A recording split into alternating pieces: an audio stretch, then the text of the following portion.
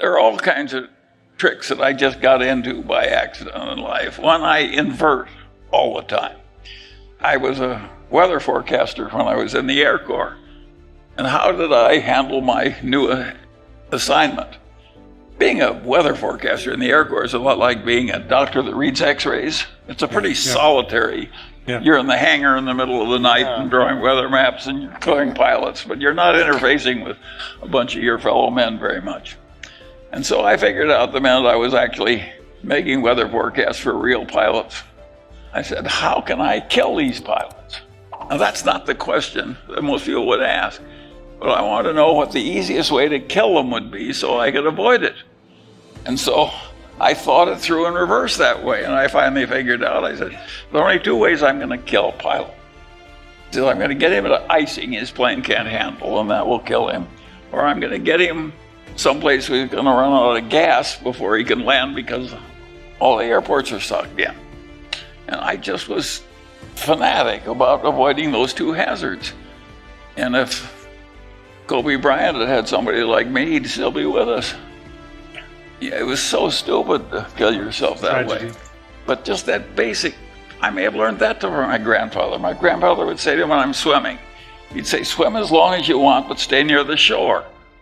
But you can laugh, but he was a very wise man. Exactly. Yeah.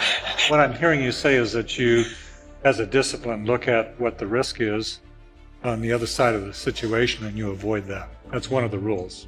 Well, it's like a lot of practical problems in algebra. If you invert, you can solve it easily. If you don't, you can't solve it easily. Exactly right. And so, of course, I had that trick very early.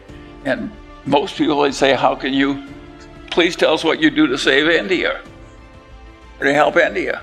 And of course, I would approach it differently. I'd say, what could I do to most easily hurt India? And approaching it in reverse that way, I got better results. You look at the vulnerabilities. Yes, and I have a whole bag of tricks like that. I went to the ROTC both in high school and college.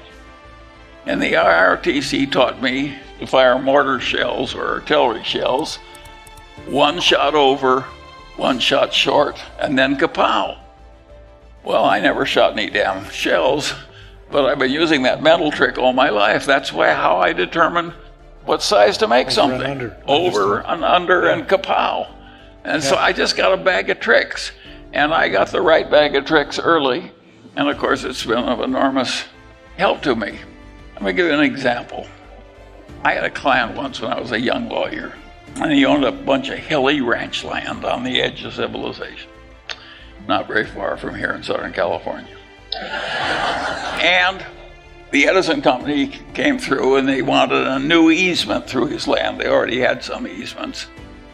And he hired the leading appraiser in Orange County, real estate appraiser. And he had the idea that he should have $250,000 for this easement from the Edison Company. And this leading appraiser, who was very pompous and very old and very distinguished, and he told him, no, I'm sorry, it's only $125,000 value in your damn ranch. And so he came to me and said, Charlie, can you talk some sense into this elderly appraiser? So I looked at his problem and I told the appraiser what I thought how he was doing his own appraisal wrong. I'm not a real estate appraiser, he is. And what he had done is what he was taught to do in appraisal school. He thought the problem through in two dimensions. And he figured out from comparable sales what the value per acre was, and then he computed the acreage, and he had something a little bit on the damage the easement would do to the remaining property and so, but it was all done in two dimensions. And I said to this appraiser, you've got to do this in three dimensions. You know, God gave us three dimensions. And I said, if they put the utility towers, big transmission line towers, which is why it's going to freeze the grade. And the logical way to develop your land is to lop off the top of the hills and put them in the valley. That's the way hilly land is developed. And they're doing enormous damage to you by freezing the grade. And he said, he wouldn't change a damn thing. So I said to my elderly client, I think you have to fire this twit.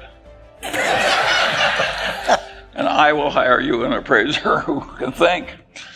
And so I got him $600,000, which wasn't at all hard because I was dealing with a bunch of honest engineers at the Edison who did think in 3 dimensions. But again, that's so simple, but you'd be surprised how many lawyers would screw that one up. And of course, people like that appraiser who didn't know his own business very well because he didn't pay attention to the fundamentals, those people are always with us. And if you just have the mental trick of constantly going back to the basics, it's pretty basic insight that Are you conscious? the geometrical problem in a real world is 3-dimensional. Are you conscious of the rules, or are they just there? Well, it's so habitual with me. Yeah, I understand. And I revolve possibilities, and I rag problems hard. And if they don't yield, I come back.